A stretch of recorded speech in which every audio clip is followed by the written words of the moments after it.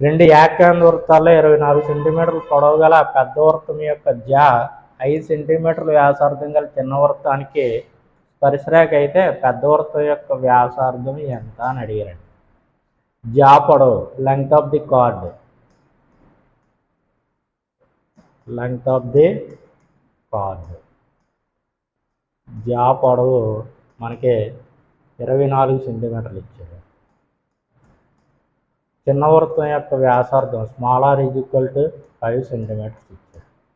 పెద్ద వృత్తం యొక్క వ్యాసార్థం big r is equal to ఎంత అని అడిగారండి. జా పొడవు is equal to length of the chord, జా పొడవు is equal to 2 into square root of big R square minus small r square. 24 is equal to 2 into square root of big R square minus small r value 5 ఇచ్చారు కాబట్టి 5 square. 2 12 24. 12 is equal to square root of r square minus 25. Squaring on both sides we get, ఇరువైపులా వర్గం చేసినట్లయితే 12 square అంటే 144 is equal to స్క్వేర్కి రూట్కి cancel అయిపోతుంది కాబట్టి ఆర్ స్క్వేర్ మైనస్ 25. మైనస్ 25 అటే తీసుకెళ్దాం.